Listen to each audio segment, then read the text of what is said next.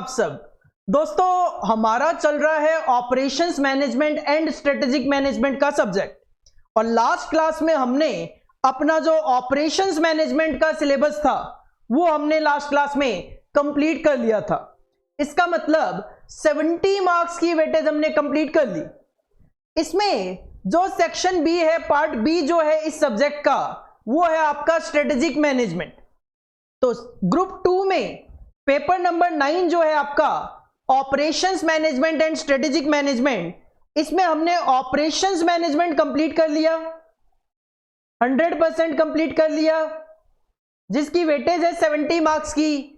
अब हमें strategic management जो है वो स्टार्ट करना है।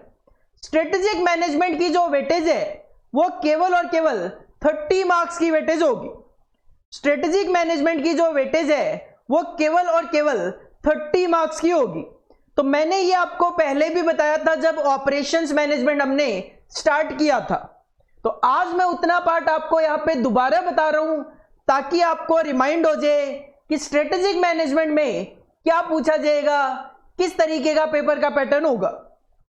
क्वेश्चन नंबर 1 to 5 आपके ऑपरेशन मैनेजमेंट के रहेंगे, जो कि आपकी 70 मार्क्स की वेटेज कवर करेंगे, जिसमें आप अराउंड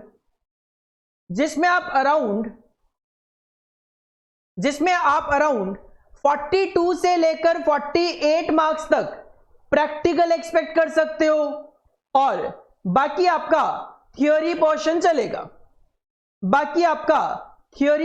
चलेगा। और उस थ्योरी में भी 22 मार्क्स की थ्योरी आपकी एमसीक्यू पैटर्न्स पे आ जाएगी, fill in the blanks, true false, multiple choice question, इस तरीके से। बाकी जो है वो आपका प्रैक्टिकल पोर्शन होगा। मेन जो आज हमें डिस्कस करना है वो करना है स्ट्रेटेजिक मैनेजमेंट। स्ट्रेटेजिक मैनेजमेंट में 4 क्वेश्चन होंगे पेपर में, question number 6, question number 7, question number 8 and question number 9, जिसमें क्वेश्चन नंबर 6 जो होगा वो कंपलसरी क्वेश्चन होगा।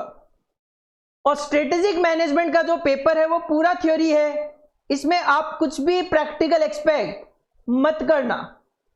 पूरा का पूरा पेपर आपका 30 मार्क्स का ये थ्योरी पोर्शन देखने को मिलेगा। क्वेश्चन नंबर 6 कंपलसरी क्वेश्चन होगा। 6 नंबर के इसमें क्वेश्चन होंगे जो कि एमसीक्यू पैटर्न पे होंगे, मल्टीपल चॉइस क्वेश्चंस होंगे। 6 नंबर के 1-1 नंबर की वेटेज होगी। उसके बाद क्वेश्चन 7, 8, 9 जो 3 क्वेश्चन होंगे, उन 3 में से आपको केवल और केवल 2 ही अटेम्प्ट करने हैं। इसका मतलब एक क्वेश्चन की आपको एसएम में चॉइस मिल जाएगी। अटेम्प्ट एनी 2, 7, 8, 9 3 में से आपको केवल 2 अटेम्प्ट करने हैं। हर एक क्वेश्चन की वेटेज 12-12 नंबर की होगी। और ये जो 12-12 नंबर की वेटेज होगी क्वेश्चन की, इसमें पार्ट्स बना दिए जाते हैं 2-2 नॉर्मली, ए बी। तो नॉर्मली ए पार्ट की वेटेज 6 नंबर रख दी जाती है, बी पार्ट की वेटेज 6 नंबर रख दी जाती है। तो मोस्टली क्वेश्चंस एसएम में जो आते हैं वो 6-6 नंबर के आते हैं।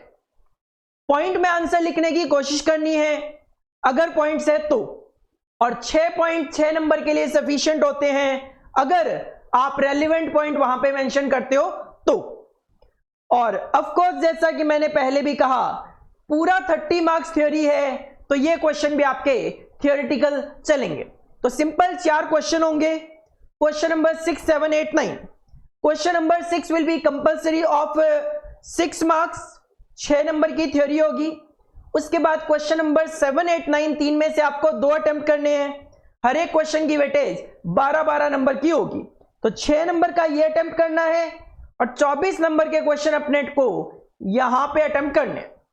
सर इस 30 मार्क्स के लिए कितना पढ़ना पड़ेगा? ज्यादा नहीं पढ़ना, 3 स्टडी नोट है। 3 स्टडी नोट है, स्टडी नोट नंबर 8, 9 और 10। 7 स्टडी नोट्स आप ऑलरेडी कवर कर चुके हो ऑपरेशंस मैनेजमेंट के। 3 स्टडी नोट बचे हुए हैं, वो है स्ट्रेटेजिक मैनेजमेंट के। 3 जो स्टडी नोट बचे हुए हैं वो है स्ट्रेटेजिक मैनेजमेंट के। 30 मार्क्स इसकी वेटेज होगी, और इस 30 मार्क्स के लिए हमें 3 स्टडी नोट्स पढ़ने हैं। Study note number 8, study note number 9 and study note number 10। Simple simple से 3 स्टडी नोट है। स्टडी नोट नंबर 8 जो होगा वो आपके साथ स्ट्रेटेजिक मैनेजमेंट का इंट्रोडक्शन डिस्कस करेगा। लाइक स्ट्रेटेजी क्या होती है, स्ट्रेटेजी की फीचर्स क्या होती है, स्ट्रेटेजिक मैनेजमेंट क्या होता है, क्या स्ट्रेटेजिक मैनेजमेंट की प्रोसेस होती है, क्या स्ट्रेटेजिक मैनेजमेंट की इंपॉर्टेंस होती है। तो इंट्रोडक्शन टाइप होगा स्ट्रेटेजिक मैनेजमेंट को लेकर। नेक्स्ट जो स्टडी नोट होगा, स्टडी नोट नंबर 9, वो होगा strategy analysis and planning. Strategies का एनालिसिस किस तरीके से किया जाए, स्ट्रेटेजी की प्लानिंग किस तरीके से की जाए, वो हम स्टडी नोट नंबर 9 में डिस्कस करेंगे। और लास्ट जो स्टडी नोट होगा, study note number 10, that will be strategy formulation and implementation. Strategy कैसे फॉर्मुलेट की जाए, किस तरीके के एनवायरनमेंट में, और उसको किस तरीके से इंप्लीमेंट किया जाए कि स्ट्रेटेजी इंप्लीमेंटेशन में हमें सक्सेस मिले और हमारा जो ऑब्जेक्टिव है, हमारा जो मिशन है, हमारा जो विजन है, हम उसको स्ट्रेटेजी को इंप्लीमेंट करके अचीव कर सकें। तो सिंपल 3 स्टडी नोट। पहला introduction to strategic management. Study note number 9 होगा आपका strategy analysis and planning, and 10 will be strategy formulation and implementation. तो आज हम स्टार्ट करेंगे हमारा study note number 8, that will be introduction to strategic management. Start करने से पहले जो अभी तक का मैंने आपको जस्ट पेपर का एक पैटर्न बताया है, उसको हमें कॉपी करना है। हेडिंग पुट करो पेपर नंबर 9, जैसे बोल रहा हूं वैसे हेडिंग पुट करना। Paper number 9 section B, section B लिख लो चाहे पार्ट बी लिख लो, एक ही बात है। Strategic management, strategic management.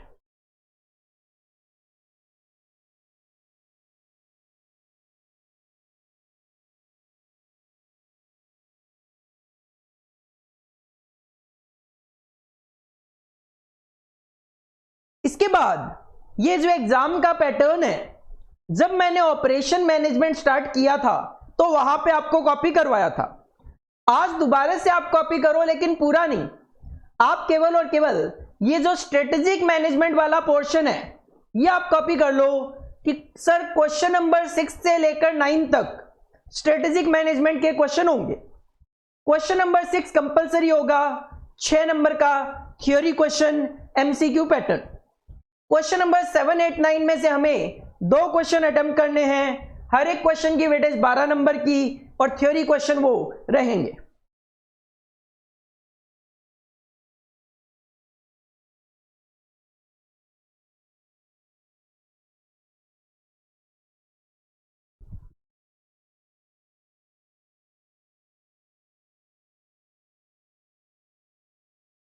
इसके बाद लिख लो 30 मार्क्स इसकी वेटेज है स्ट्रेटेजिक मैनेजमेंट की, और 3 स्टडी नोट्स हमें इसके लिए पढ़ने पड़ेंगे। तो आप मान सकते हो कि एग्जाम में ऑन एन एवरेज हर एक स्टडी नोट की वेटेज 10 नंबर रहती होगी। ऑन एन एवरेज बताया मैंने, जरूरी नहीं है हर स्टडी नोट में से 10-10 नंबर का आए।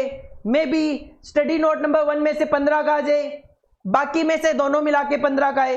लेकिन एक ऑन एन एवरेज हम माइंड में सेट कर सकते हैं, हाँ 10-10 नंबर की इनकी नॉर्मली एग्जाम में वेटेज रहती है।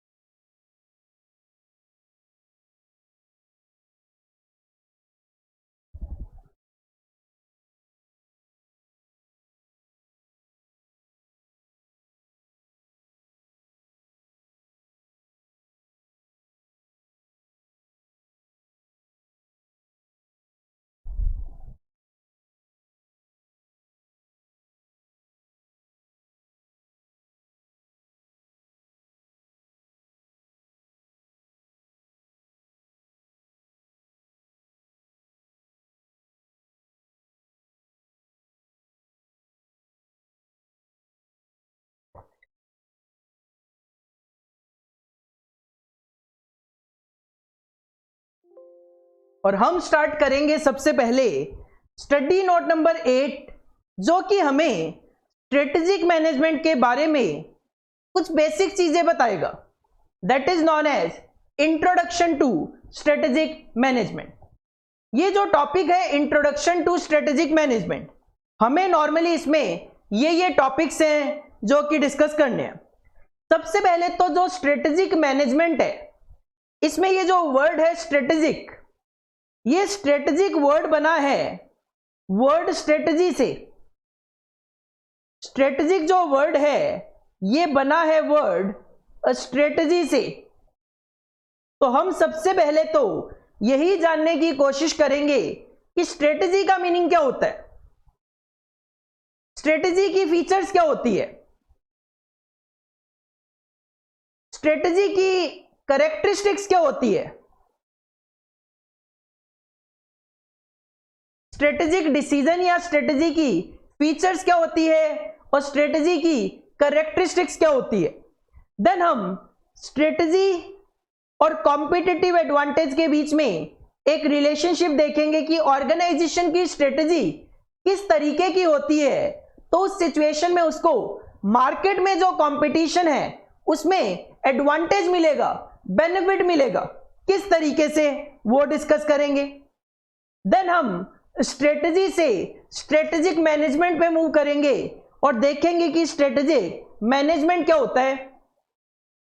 देन हम ऑपरेशंस मैनेजमेंट पढ़ के आए हैं और यहां पे स्ट्रेटेजिक मैनेजमेंट का मीनिंग डिस्कस कर लेंगे। तो हम देखेंगे कि ऑपरेशन मैनेजमेंट जो आप पढ़ चुके हो एंड स्ट्रेटेजिक मैनेजमेंट में डिफरेंस क्या है, स्ट्रेटेजिक मैनेजमेंट के फायदे हैं तो नुकसान भी देखने पड़ेंगे।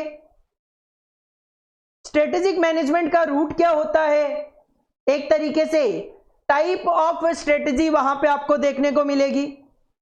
इसके अलावा स्ट्रेटेजिक मैनेजमेंट का फ्रेमवर्क किस तरीके से होता है, किस तरीके से स्ट्रेटेजिक मैनेजमेंट वर्क करता है वो हम देखेंगे। स्ट्रेटेजिक मैनेजमेंट की इंपॉर्टेंस डिस्कस करेंगे, स्ट्रेटेजिक मैनेजमेंट की प्रोसेस डिस्कस करेंगे। तो 12 जो टॉपिक है वो होंगे related to strategy and strategic management. उसके बाद हम डिस्कस करेंगे विजन क्या होता है, विजन के बेनिफिट्स। देन मिशन पे आएंगे, मिशन क्या होता है, फॉर्मुलेशन किस तरीके से किया जाता है एक ऑर्गेनाइजेशन के द्वारा अपने मिशन का, टारगेट का। और फाइनली हम देखेंगे कि ऑर्गेनाइजेशन में स्ट्रेटेजिक लेवल किस तरीके का हो सकता है। तो एक लेंथी चैप्टर बनाने की कोशिश है, काफी सारे टॉपिक्स यहां पे हम कवर करने की कोशिश करेंगे। एग्जाम में डायरेक्ट क्वेश्चन आते हैं, एग्जाम में शॉर्ट नोट टाइप से, डेफिनेशन, मीनिंग टाइप से। तो आपको अगर स्ट्रेटेजिक मैनेजमेंट का ये जो 3 स्टडी नोट का टॉपिक है, सब्जेक्ट है, अगर आप इसको 2 से 3 बार अच्छे से रीड आउट कर लोगे या 2 बार वीडियो भी देख लोगे तो आप इजीली कहीं ना कहीं एग्जाम में आंसर दे पाओगे। व्यूज को लेकर कोई दिक्कत होती नहीं है, हम almost minimum to minimum 6 views तो आपको देते ही हैं जो कि मोर देन सफिशिएंट होते हैं। आओ जरा स्टार्ट करते हैं स्ट्रेटेजिक मैनेजमेंट।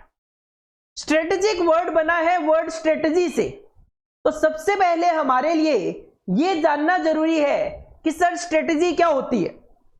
देखो स्ट्रेटेजी अगर मैं वर्ड की बात करूं तो अगर हम इसका हिंदी में मतलब देखें तो हमें चीजें ज्यादा समझ में आती है। स्ट्रेटेजी वर्ड का मतलब होता है रणनीति।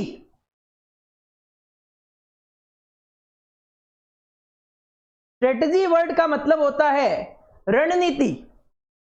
सिंपल सी बात है, इलेक्शन होते हैं, जब इलेक्शन होते हैं तो हर एक पॉलिटिशियन जो होता है वो एक स्ट्रेटेजी बनाता है कि किस तरीके से अगर मैं इलेक्शन एडवर्टीजमेंट करूंगा, क्या इलेक्शन कैंपेन करूंगा तो मैं जीत सकता हूं। बिल्कुल इसी तरीके से जब हम आपको पढ़ाना शुरू करते हैं तो हमारी भी एक स्ट्रेटेजी होती है कि मैं आपको डेली बेसिस पे 2 घंटे पढ़ाऊंगा तो हम 2 महीने में आपका सिलेबस कंप्लीट करवा देंगे। इसी तरीके से हर एक स्टूडेंट की भी एक स्ट्रेटेजी होती है कि मेरे एग्जाम में दिसंबर में और अभी चल रहा है सितंबर, तो सिंपल सी बात है अभी मेरे पास अक्टूबर नवंबर 2 महीने तो पूरे बचे हुए हैं। और कुछ दिन मेरे पास दिसंबर के हैं, कुछ दिन सितंबर के हैं, तो 3 महीने ऑन एन एवरेज मेरे पास बचे हुए हैं। तो किस तरीके से मैं अपने सब्जेक्ट को तैयार करूं ताकि मैं उसमें 80 प्लस मार्क्स ला सकूं, 90 प्लस मार्क्स ला सकूं, अगर कॉस्ट का सब्जेक्ट है तो 100 में से 100 मार्क्स ला सकूं, सर का जो 95 का हाईएस्ट का रिकॉर्ड है उसको तोड़ सकूं, ब्रेक कर सकूं। तो कहीं ना कहीं इसके लिए क्या करना पड़ता है, स्ट्रेटजी बनानी पड़ती है। तो strategy is all about integrating organisational activities, पूरी की पूरी जो ऑर्गेनाइजेशन की एक्टिविटीज है उसको इंटीग्रेट करना, and utilising and allocating the scarce resources within the organizational environment so as to meet the present objective। आपका ऑब्जेक्टिव है कि दिसंबर में मुझे कॉस्टिंग में, ओएम में, एसएम में, कॉस्टिंग में 96 मार्क्स लेके आने हैं। ओएम एसएम में थोड़ा थ्योरी होती है तो टारगेट हम रख लेते हैं 85 का, इतने इतने मार्क्स मुझे लेकर आने हैं। अब आज चल रहा है सितंबर, तो आपके पास लिमिटेशन है, आपके पास स्केर्स है। क्या स्केर्स है? रिसोर्सेज। कौन से रिसोर्सेज? टाइम। तो आप क्या करोगे, आपके पास जो टाइम अवेलेबल है उसको आप ऑप्टिमम मैनर मतलब बेस्ट तरीके से यूटिलाइज करने की कोशिश करोगे। आपके पास जो टाइम है उसको आप बेस्ट तरीके से एलोकेट करने की कोशिश करोगे कि सर हाँ ठीक है, मैं डेली 5 घंटे कॉस्टिंग पढ़ा करूंगा, ओएमएसएम में ज्यादा जरूरत नहीं है तो 4 घंटे में ओएमएसएम पढ़ूंगा। बिल्कुल इसी तरीके से बाकी जो सब्जेक्ट हैं उनका आप एक यूटिलाइजेशन और एलोकेशन का मैनर तैयार कर सकते हो। किस लिए? ताकि आपके जो ऑब्जेक्टिव हैं आप उनको अचीव कर सको। तो स्ट्रेटजी सिंपल क्या है? स्ट्रेटजी का मतलब होता है मेरे जो ऑब्जेक्टिव हैं मैं उनको अचीव करने के लिए मेरे पास जो भी रिसोर्सेज अवेलेबल हैं या होंगे उनको मैं ऑप्टिमम मैनर में, ऑप्टिमम तरीके से यूटिलाइज करने की कोशिश करूंगा, एलोकेट करने की कोशिश करूंगा। Strategy can also be defined as knowledge of the goals. आपको अपने गोल्स का पता होना चाहिए कि अचीव क्या करना है। द अनसर्टेनिटी ऑफ इवेंट्स, अब 96 मार्क्स आएंगे नहीं आएंगे, 85 आएंगे नहीं आएंगे, this is the uncertainty, and the need to take into consideration the likely और एक्चुअल बिहेवियर ऑफ अदर्स। बाकी भी जो फैक्टर हैं उनका भी जो बिहेवियर है उसको भी आपको कंसीडर करके चलना चाहिए। तो सिंपल सी बात क्या है, स्ट्रेटजी में आपको आपके गोल्स पता होने चाहिए। अगर कोई भी इवेंट अनसर्टन है, से एग्जांपल आपके एग्जाम की डेट जो है वो फिक्स नहीं है, तो आप उसको भी कंसीडर करके चलो कि मे भी एग्जाम 10 तारीख से हो, मे भी एग्जाम 15 तारीख से हो। तो दोनों सिचुएशन को आपको कंसीडर करके ही अपनी स्ट्रेटजी बनानी चाहिए। Strategy may be defined as the direction, कैसे काम करना है, एंड स्कोप, ऑर्गेनाइजेशन की स्कोप क्या है, लिमिटेशंस क्या है, of a organisation over the long term which achieves advantage for the organization through the configuration of resources within a changing environment and to fulfill stakeholder expectation। As a organisation बात करें तो organisation देखती है कि हमें किस direction में काम करना चाहिए, और इन ऑथर का यह मानना है कि लॉन्ग टर्म के लिए स्ट्रेटजी बनानी चाहिए, और आपके जो रिसोर्सेज हैं उनका चेंजिंग एनवायरनमेंट में किस तरीके से इंपैक्ट आएगा, और किस तरीके से जो स्टेक होल्डर है, मतलब आपके बिजनेस में जो इन्वेस्टर्स हैं, आप उनकी एक्सपेक्टेशन को अचीव कर सको। सिंपल तीनों डेफिनेशन में एक बात तो श्योर है, आपके कुछ गोल्स होते हैं, आपके कुछ ऑब्जेक्टिव्स होते हैं, आपकी कुछ एक्सपेक्टेशंस होती है, उनको अचीव करने के लिए हमारे पास जो भी रिसोर्सेज अवेलेबल हैं या होंगे, हम उनको ऑप्टिमम मैनर में यूज करके अपने गोल्स, अपने ऑब्जेक्टिव्स को अचीव करने की कोशिश करते हैं, और उसके लिए जो प्लानिंग की जाती है वही स्ट्रेटजी कहलाती है, वही स्ट्रेटजी कहलाती है। तो there are 3 definition of strategy. Sir 3 क्यों बताइए आपने? कई बार 4 नंबर में, 6 नंबर में क्वेश्चन आता है डिफाइन स्ट्रेटजी। अगर मैं आपको केवल एक डेफिनेशन बताऊंगा तो उस सिचुएशन में आपको उस डेफिनेशन में 4 नंबर नहीं मिलने वाले। हां, अगर कई बार क्वेश्चन आता है define strategy and also mention feature of strategy, 6 number की वेटेज है, तो सिंपल आप एक स्ट्रेटजी की डेफिनेशन लिख दो 2 नंबर में, और फीचर ऑफ स्ट्रेटजी के 4 पॉइंट लिख दो 4 नंबर में। आपको 6 में से 6 नंबर मिल सकते हैं अगर 100% एक्यूरेसी आपके आंसर में हुई तो। स्टार्ट करो, हेडिंग पुट करो, study note number 8, study note number 8, introduction to strategic management, introduction to strategic management.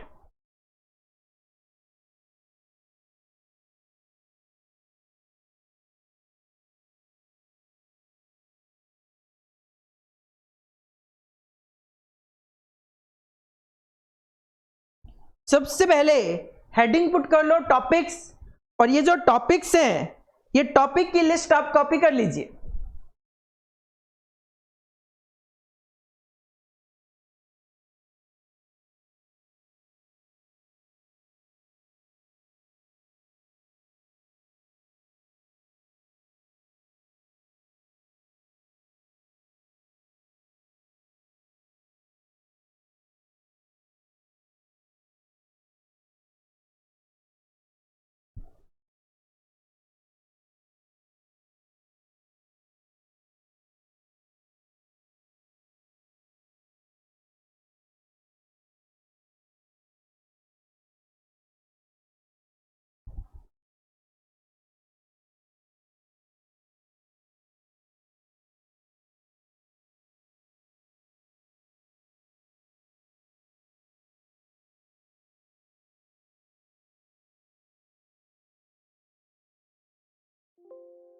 इसके बाद स्ट्रेटजी की डेफिनेशन हमने देखी कि स्ट्रेटजी की डेफिनेशन मेनली क्या कहती है, ऑर्गेनाइजेशन अपने ऑब्जेक्टिव्स को अचीव करने के लिए रिसोर्सेज का एलोकेशन करती है, रिसोर्सेज का यूटिलाइजेशन करने की जो प्लानिंग करती है वही स्ट्रेटजी है।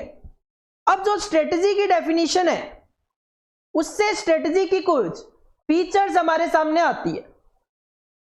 क्या? पहला point, strategy is important to foresight. Foresight मतलब दूरदर्शिता, दूरदर्शिता मतलब फ्यूचर की बात करना। सिंपल सी बात है, जो पास्ट बीत गया उसके लिए थोड़ी ना स्ट्रेटजी बनाओगे।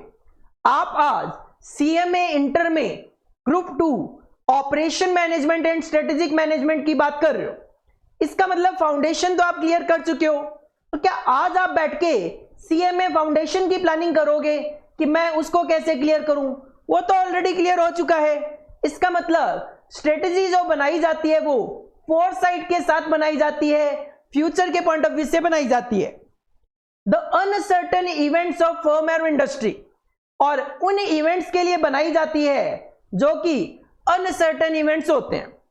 सिंपल सी बात है, मैं एज ए स्टूडेंट, दिसंबर में पेपर है, अभी सितंबर चल रहा है, तो अनसर्टेन इवेंट यही है कि मेरा सब्जेक्ट कब कंप्लीट होगा, मैं कब तक रिवीजन कंप्लीट कर लूंगा। तो ये आपके अनसर्टेन इवेंट्स हैं, इनके लिए आप स्ट्रेटजी बनाओ।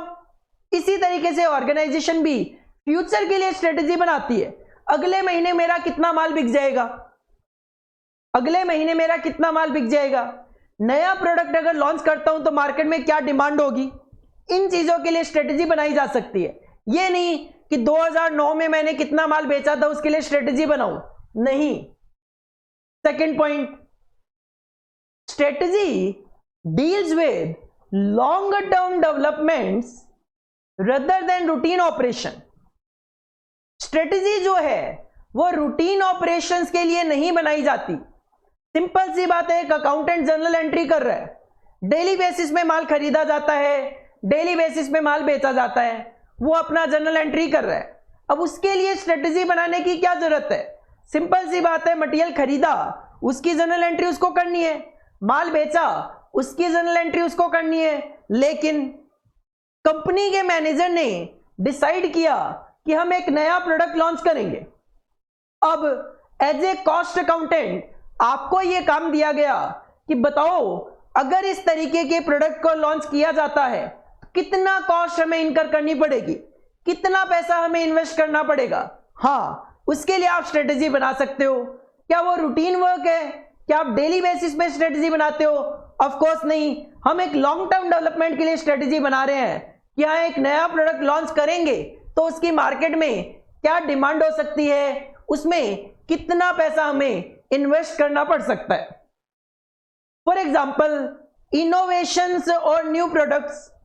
आप कोई इनोवेशन करना चाह रहे हो, कोई नई तरीके से किसी प्रोडक्ट को बनाना चाह रहे हो, अपने एग्जिस्टिंग जो प्रोसेस है प्रोडक्ट को बनाने की उसको चेंज करना चाह रहे हो, कोई नया प्रोडक्ट बनाने की सोच रहे हो, प्रोडक्शन करने के कोई नया तरीका, न्यू मेथड्स, कोई नए मार्केट में आप अपना माल बेचना चाहते हो। से एग्जांपल आप इंडिया में तो माल बेच ही रहे हो, अब आप सोच रहे हो एक्सपोर्ट भी करना, तो उसके लिए स्ट्रेटजी बनाई जानी चाहिए। Third point, strategy is created to deal with behaviour of customers and competitors. Customer क्या चाहता है उसके हिसाब से स्ट्रेटजी बनाओ, क्योंकि कस्टमर को जो चाहिए अगर आप उसी के अकॉर्डिंगली स्ट्रेटजी बनाकर कस्टमर को वो चीज प्रोवाइड करवा दोगे, आपकी सक्सेस को कोई नहीं रोक सकता। आपके जो कॉम्पिटिटर्स हैं उनको भी ध्यान में रखते हुए आपको स्ट्रेटजी बनानी चाहिए। सिंपल सी मैं अपने पॉइंट ऑफ व्यू से बात करूं, हम स्टूडेंट को इस तरीके से पढ़ाने की कोशिश करते हैं ताकि स्टूडेंट को समझ में आ जाए। हाँ, 100% सेटिस्फैक्शन पॉसिबल नहीं होता, तो 100 में से एक स्टूडेंट ऐसा हो सकता है जिसको शायद मेरा पढ़ाया हुआ समझ ना आए, बट हमारी कोशिश रहती है 99 को तो समझ आना ही चाहिए, इवन 100 को आना चाहिए। बट हर एक स्टूडेंट के पढ़ने का तरीका अलग हो सकता है, स्ट्रेटजी अलग हो सकती है, जिसकी वजह से 99 स्टूडेंट तो समझ सकते हैं, एक स्टूडेंट शायद ना समझ पाए।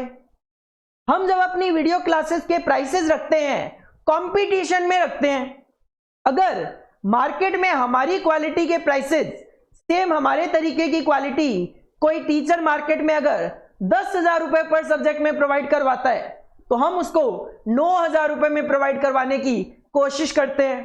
क्यों? ताकि हम कस्टमर को 100% सेटिस्फैक्शन दे सके। फोर्थ पॉइंट, हमारी स्ट्रेटजी इस तरीके की है, strategy is a well defined road map of an organisation. Road map मतलब काम करने का हमारा तरीका क्या होगा, this is the road map. Simple सी बात है, एक बिल्डिंग बनती है तो उसकी मैपिंग होती है, मैप बनाया जाता है कि काम कैसे होगा। बिल्कुल, स्ट्रेटजी भी क्या है, काम कैसे करेगी ऑर्गेनाइजेशन, उसी का तो एक मैप है, रोड मैप है। It defines the overall mission, vision and direction of an organisation. Strategy से आपको आइडिया लगेगा कि भाई ऑर्गेनाइजेशन का मिशन क्या है, विजन क्या है। The objective of a strategy is to maximise an organisation strength and to minimise the strength of the competitors. Simple सी बात है, एक ऑर्गेनाइजेशन स्ट्रेटजी क्यों बनाती है, ताकि हम मार्केट में एक लीडरशिप क्रिएट कर सके, हमारी पोजीशन मार्केट में स्ट्रांग हो, और जब हमारी पोजीशन मार्केट में स्ट्रांग होगी कॉम्पिटिटर की अपने आप ही पोजीशन वीक होगी। हम बेस्ट क्वालिटी की वीडियो क्लासेस प्रोवाइड करवाते हैं in competition with others.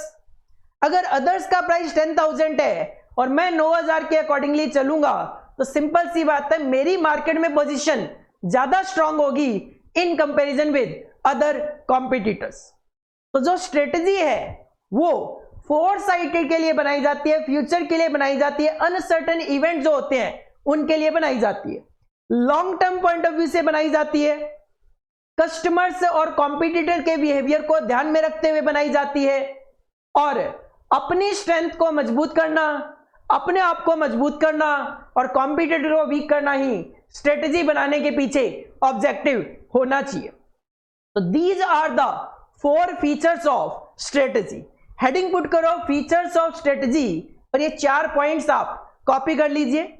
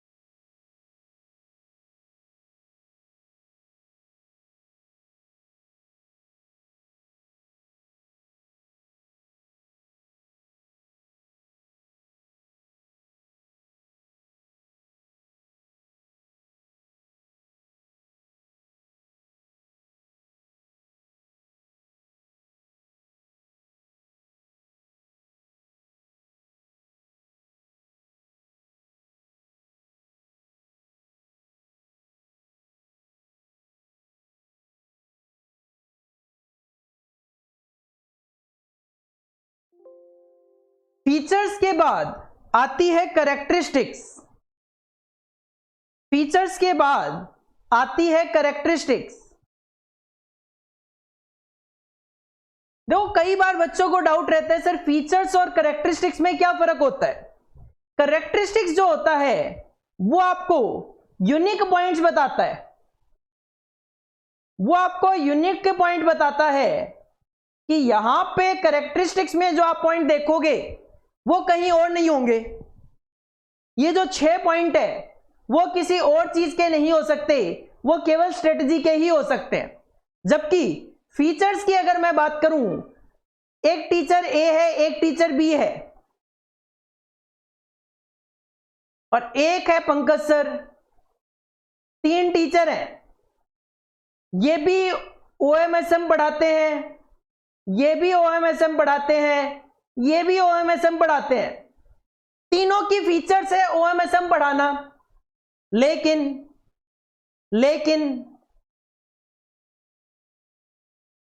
Pankaj sir की कैरेक्टरिस्टिक्स है कि वो स्टडी मटेरियल के सारे क्वेश्चंस कवर कर देते हैं जो कि ए और बी नहीं करते। तो इसका मतलब पंकज सर की यूनिकनेस क्या हो गई कि वो स्टडी मटेरियल को 100% कवर कर रहे हैं। इसके अलावा जितने भी हमारे आज तक पेपर हुए हैं न्यू सिलेबस के वो भी सारे कवर कर रहे हैं। इसके अलावा प्राइसेस सबसे कम ले रहे हैं मार्केट में। इसके अलावा लेटेस्ट वीडियो लेक्चर प्रोवाइड करवाए जा रहे हैं। तो ये सारी चीजें क्या है, कैरेक्टरिस्टिक्स है जो कि किसी और में नहीं दिखाई दे रही। तो फीचर्स जो है वो कई लोगों में कॉमन हो सकती है, लेकिन फीचर्स जो है ये चीजें और भी आपको किसी वर्ड में दिखाई दे सकती है स्ट्रेटजी के अलावा। लेकिन ये जो 6 पॉइंट आप देखोगे characteristics, this is the uniqueness in strategy जो किसी और वर्ड में नहीं है। क्या है वो? पहला point, strategy is likely to be concerned with long term direction of an organisation. Strategy जो है वो हमेशा लॉन्ग टर्म पे कॉन्सेंट्रेट करती है, शॉर्ट टर्म के लिए नहीं। दूसरा पॉइंट, स्ट्रेटेजिक डिसीजंस, स्ट्रेटजी कह दो चाहे स्ट्रेटेजिक डिसीजन कह दो एक ही बात है, क्योंकि स्ट्रेटजी के थ्रू ही तो आप डिसीजन लेने वाले हो। तो स्ट्रेटजी कह दो चाहे स्ट्रेटेजिक डिसीजन कह दो एक ही बात है। तो एक तो स्ट्रेटजी जो है वो long term direction of an organisation से कंसर्न होती है, शॉर्ट टर्म से नहीं। दूसरा, strategic decisions are normally about trying to achieve some advantage for the organization over competition. Simple सी बात करूं, एक वर्ड में अगर इसको लिखना हो तो इसको लिखा जाता है कॉम्पिटिटिव एडवांटेज। अगर आप कोई स्ट्रेटेजिक डिसीजन लेते हो, आप कोई स्ट्रेटेजी बनाते हो और वो स्ट्रेटेजी यूनिक है, तो आपको बाकी कॉम्पिटिटर के कंपैरिजन में बेनिफिट मिलेगा। प्रॉफिट्स में हो सकता है, वॉल्यूम में हो सकता है, किसी भी तरीके का बेनिफिट, बट बेनिफिट मिलेगा अगर आपके स्ट्रेटेजिक डिसीजन यूनिक होंगे तो। Third point, strategy can be seen as matching the resources and activities. करना क्या है और हमारे पास रिसोर्सेज क्या है, उनको मैच करना to the environment in which it operates. हम जिस इन्वायरमेंट में काम करते हैं उस इन्वायरमेंट में हमें एक्टिविटीज क्या परफॉर्म करनी है और उसको परफॉर्म करने के लिए हमारे पास रिसोर्सेज क्या हैं, उनको अगर आप मैच कर लेते हो तो सक्सेस मिलेगी ही मिलेगी। मैं कहता हूं मेरे पास हैं 4 घंटे और मैं कहता हूं मैं पढ़ाऊंगा 8 घंटे। जब 4 घंटे हैं तो 8 घंटे पढ़ाऊंगा कैसे? तो मेरा टारगेट ये होना चाहिए 4 घंटे मेरे पास हैं, 4 घंटे ही मैं आपको पढ़ाऊंगा, लेकिन ऐसा कि आप भूलो ही नहीं, ऐसा कि आउटपुट ज्यादा से ज्यादा जनरेट हो जाए। स्ट्रेटजीज में require major resource changes for an organisation. May be आप स्ट्रेटजी बनाते हो और उस स्ट्रेटजी को इंप्लीमेंट करने के लिए, ऑब्जेक्टिव को अचीव करने के लिए आपको अपने मेजर रिसोर्सेज में चेंजेस करने पड़ सकते हैं। Point number 5, strategy is likely to be concern with scope of organisation activity. Organisation की एक्टिविटीज का स्कोप क्या है? ऑर्गेनाइजेशन की एक्टिविटी का स्कोप क्या है? मेरा स्कोप है टीचिंग, तो सिंपल सी बात है मेरी स्ट्रेटजी टीचिंग से रिलेटेड होनी चाहिए, ना कि मार्केटिंग से रिलेटेड, ना कि प्रोडक्ट बनाने से रिलेटेड, पेन को बनाने से रिलेटेड। तो सिंपल सी बात है ऑर्गेनाइजेशन का जो स्कोप है स्ट्रेटजी उसी से रिलेटेड होनी चाहिए। और point number 6, strategy can be seen as stretching an organisation resources and competencies to create new opportunities or to capitalize on them। तो स्ट्रेटजी जो है वो ऐसी होनी चाहिए कि कम से कम रिसोर्सेज यूज हो। स्ट्रेचिंग एंड ऑर्गेनाइजेशन रिसोर्सेज का मतलब कम से कम रिसोर्सेज यूज हो, नई अपॉर्चुनिटी क्रिएट कर सकें और उस पर हम अपना इन्वेस्टमेंट कर सकें। तो what are the characteristics of strategy और स्ट्रेटेजिक डिसीजन? पहला, लॉन्ग टर्म डायरेक्शन। दूसरा, कॉम्पिटिटिव एडवांटेज। तीसरा, matching the resources and activities. चौथा, मेजर रिसोर्स चेंजेस। पांचवा, शुड बी रिलेटेड या concern with scope of the organisation activities. And last one is stretching the organisation resources, create new opportunities and capitalise on them. Exam में question आया 2 बारी। दिसंबर 2019 में 8 number का question था, 2 number का question था define the term strategy, और 6 number की वेटेज थी list the characteristics of strategic decision. तो सिंपल आपको एक तो स्ट्रेटजी की डेफिनेशन लिखनी है जो हमने थोड़ी देर पहले डिस्कस की, और ये 6 पॉइंट लिखने हैं कैरेक्टरिस्टिक्स ऑफ स्ट्रेटेजिक मैनेजमेंट के। अगर सब कुछ ठीक होगा एग्जामिनर आपको 8 में से 8 नंबर दे सकता है। दिसंबर 2017 में भी क्वेश्चन पूछा गया एग्जाम में, 4 नंबर का ही वो क्वेश्चन था। क्वेश्चन पूरा नहीं था, क्वेश्चन केवल इतना ही था, right A short note on strategy. Question क्या था? Right A short note on strategy. तो आप सिंपल स्ट्रेटजी का मीनिंग लिखो और स्ट्रेटजी की फीचर्स या कैरेक्टरिस्टिक्स दोनों में से कुछ भी मेंशन कर दो, इतना कि एग्जामिनर उसमें 4 नंबर दे सके। आप चाहो तो ऐसा भी कर सकते हो, स्ट्रेटजी की डेफिनेशन लिखो, 2 फीचर्स लिख दो और 2 कैरेक्टरिस्टिक्स लिख दो। अगर सब कुछ ठीक होगा एग्जामिनर 4 में से 4 नंबर आपको दे सकता है। तो हेडिंग पुट करो कैरेक्टरिस्टिक्स ऑफ स्ट्रेटजी और इसको आप कॉपी कर लीजिए।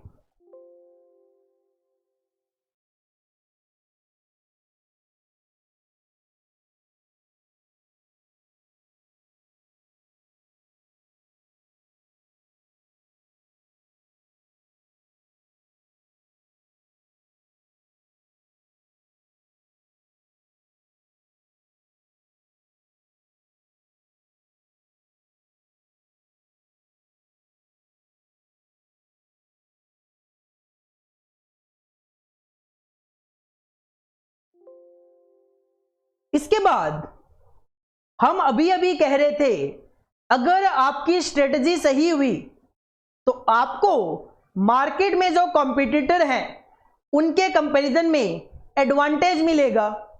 This is known as competitive advantage. वो एडवांटेज किसी भी तरीके का हो सकता है, प्रॉफिट आपके ज्यादा हो बाकी कॉम्पिटिटर के कंपैरिजन में, कॉस्ट आपकी कम हो बाकी कॉम्पिटिटर के कंपैरिजन में, मार्केट शेयर जो है मार्केट में जो वॉल्यूम बिकता है वो आपका ज्यादा बिके इन कंपैरिजन विद कॉम्पिटिटर। तो स्ट्रेटजी का कॉम्पिटिटिव एडवांटेज के साथ क्या रिलेशन है? डायरेक्ट रिलेशन ये है, स्ट्रेटजी अच्छी होगी तो कॉम्पिटिटिव एडवांटेज होगा। बट एग्जाम में अगर 5-6 नंबर का क्वेश्चन आ जाए तो केवल इतना ही थोड़ी ना लिखोगे कि स्ट्रेटजी अच्छी होगी तो कॉम्पिटिटिव एडवांटेज होगा। कैसे मेंशन करना है? A company achieves competitive advantage कब? When it provides buyers with superior value compared to rival sellers और offer the same value at a lower cost to the firm. Competitive advantage आपको कब होता है? कॉम्पिटिटिव एडवांटेज आपको कब होता है? जब आप बायर को सुपीरियर वैल्यू प्रोवाइड करवाओगे in comparison with rival sellers. Again मैं अपना ही एग्जांपल लेता हूं। ओएमएसएम में टोटलिटी में 7+3 10 स्टडी नोट्स हैं। अब ये जो 10 स्टडी नोट है मैंने इनका प्राइस रखा हुआ है से एग्जांपल 7,000 रुपए। ओएमएसएम के ये जो 7 स्टडी नोट्स हैं मान लेते हैं मैंने इसका प्राइस 7,000 रखा हुआ है, हालांकि रखा हुआ नहीं है वो अलग बात है, बट मान लेते हैं, ज्यूम कर लेते हैं। अब कोई दूसरा कॉम्पिटिटर है जो केवल और केवल ओएम प्रोवाइड करवाते हैं, जो केवल और केवल ओएम प्रोवाइड करवाते हैं 8,000 रुपए में। मैं ओएमएसएम पूरा सब्जेक्ट 7,000 में प्रोवाइड करवाता हूं, बाकी जो कॉम्पिटिटर हैं वो 8,000 रुपए में केवल ओएम प्रोवाइड करवाते हैं। इसका मतलब मैं अपने स्टूडेंट्स को, मैं अपने कस्टमर को कॉम्पिटिटर के कंपैरिजन में सुपीरियर वैल्यू दे पा रहा हूं, कम वैल्यू में अच्छी क्वालिटी और ज्यादा क्वांटिटी, या फिर offer the same value at a lower cost to the firm, या फिर मैं कहूं कि बाकी जो कॉम्पिटिटर है मार्केट में वो ओएमएसएम पूरा सब्जेक्ट 8,000 में प्रोवाइड करवाते हैं और मैं पूरा सब्जेक्ट 6,000 में प्रोवाइड करवाता हूं। इसका मतलब मैं सेम चीज प्रोवाइड करवा रहा हूं लेकिन कम कॉस्ट पे प्रोवाइड करवा रहा हूं, तो मुझे मार्केट में कॉम्पिटिटिव एडवांटेज मिलेगा। मुझे मार्केट में कॉम्पिटिटिव एडवांटेज मिलेगा उस चीज का। मेरी जो सेल क्वांटिटी होगी वो ज्यादा होगी in comparison with competitors. A company's strategy is its action plan for outperforming its competitors and achieving superior profitability. एक कंपनी की स्ट्रेटजी क्या होती है? एक्शन। किस चीज पे एक्शन? कि हम अपने कॉम्पिटिटर के कंपैरिजन में ज्यादा बेटर परफॉर्मेंस दे सकें और अचीव कर सकें सुपीरियर प्रॉफिटेबिलिटी। अब इससे क्या होगा सोचो, होगा क्या? एक कॉम्पिटिटर है मेरा जो 8,000 रुपए में ओएमएसएम प्रोवाइड करवाता है लेकिन मैं 7,000 में, तो होगा क्या? कहीं ना कहीं उनकी क्वांटिटी कम बिकेगी। अगर उनकी एक बिकती है और मेरी 2 बिक जाती है, कहीं ना कहीं उनके पास तो 8,000 रुपये ही आया, मेरे पास 7 इंटू 2 14,000 आएगा। प्रॉफिट्स मेरे ज्यादा होंगे। क्यों ज्यादा होंगे? मेरी स्ट्रेटजी इस तरीके की है ताकि मैं ज्यादा बेटर कंपटीशन लोगों को दे पा रहा हूं। In effect it represent a managerial commitment to an integrated array of considered choices about how to compete. अब सिंपल सी बात है, कॉम्पीट करने के तरीके अलग अलग हो सकते हैं। तो स्ट्रेटजी क्या करता है? स्ट्रेटजी के थ्रू हम एक कमिटमेंट करते हैं और जो भी हमारे सामने कंपटीशन की चॉइसेस होती है हम उसमें से बेस्ट चॉइस करके कॉम्पीट करने की कोशिश करते हैं। And these include choices about, और ये चॉइसेस जो है किससे रिलेटेड हो सकती है स्ट्रेटजी में? How to attract and please customer. Customer को कैसे अट्रैक्ट किया जाए? डिस्काउंट दो, कस्टमर अट्रैक्ट होगा। खुश कैसे रखा जाए? अगर मैं अपनी बात करूं, कस्टमर के डाउट सॉल्व कर दो 100%, स्टूडेंट खुश। How to compete against rival. How to compete में प्राइसेस कॉम्पिटिटिव होने चाहिए, क्वालिटी कॉम्पिटिटिव होनी चाहिए। How to position the company in the market place. अगर हमारी कंपनी का मार्केट में नाम नहीं है तो नाम कैसे कमाया जाए? अपनी कंपनी का मार्केट में पोजीशन कैसे क्रिएट की जाए, उसके लिए स्ट्रेटजी चॉइस होनी चाहिए। How best to respond to changing economic and market condition. अगर इकोनॉमी या मार्केट की कंडीशन में कोई चेंज होता है तो हम उसका रिस्पॉन्स किस तरीके से दें कि हमें कॉम्पिटिटर्स के पॉइंट ऑफ व्यू से ज्यादा आउट परफॉर्म बेनिफिट मिले। How to capitalise on attractive opportunities to grow the business. अगर मेरे सामने अट्रैक्टिव अपॉर्चुनिटीज हैं तो उनको किस तरीके से कैपिटलाइज किया जाए ताकि मैं अपने बिजनेस में और ग्रो कर सकूं। How to achieve the company's performance target. Company के जो टारगेट्स हैं उनको कंपनी किस तरीके से अचीव करे।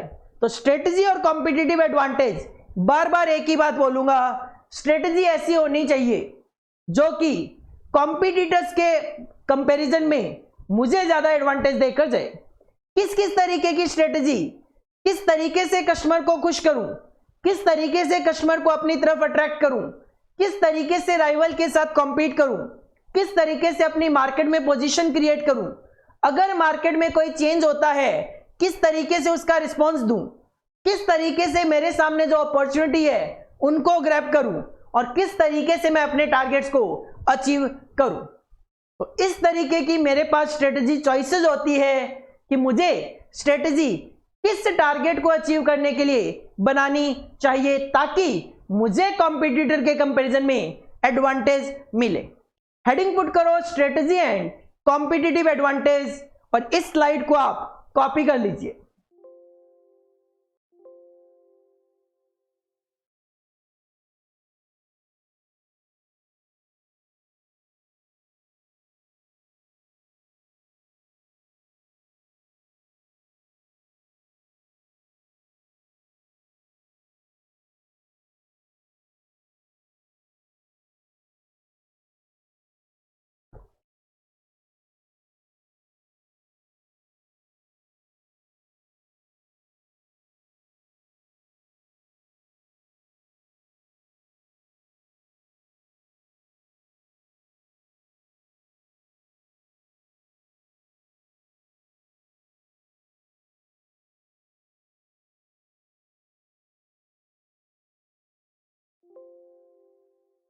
इसके बाद स्ट्रेटेजिक मैनेजमेंट स्टार्ट हो जाता है।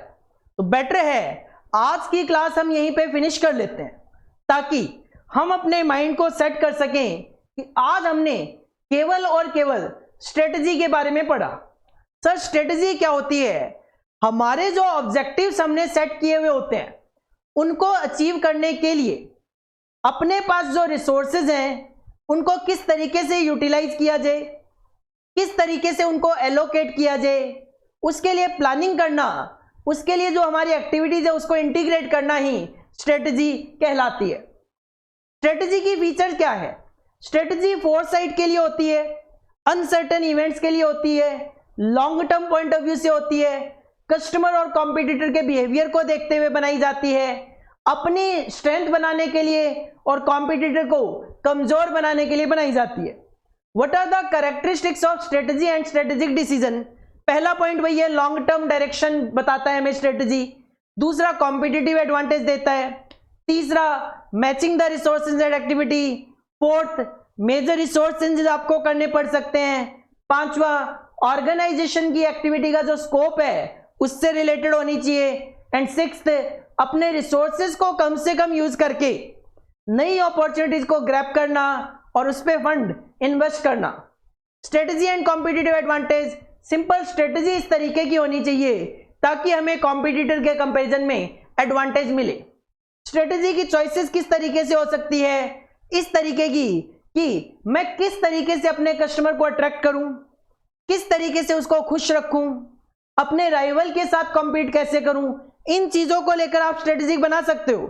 मार्केट में अपनी पोजीशन कैसे क्रिएट करूं, मार्केट में, इकोनॉमी में, कंडीशन में कोई चेंज आता है तो मेरा उसकी तरफ किस तरीके का रिस्पॉन्स होना चाहिए, मार्केट में अगर कोई अपॉर्चुनिटी है उसको किस तरीके से ग्रैब करके मैं अपने बिजनेस को ग्रो कर सकूं, और फाइनली मैं अपने टारगेट को किस तरीके से अचीव करूं, उसके लिए आप क्या कर सकते हो? स्ट्रेटजी बना सकते हो। अगर बनाओगे तो आपको अपने कॉम्पिटिटर के कंपैरिजन में एडवांटेज देखने को मिलेंगे।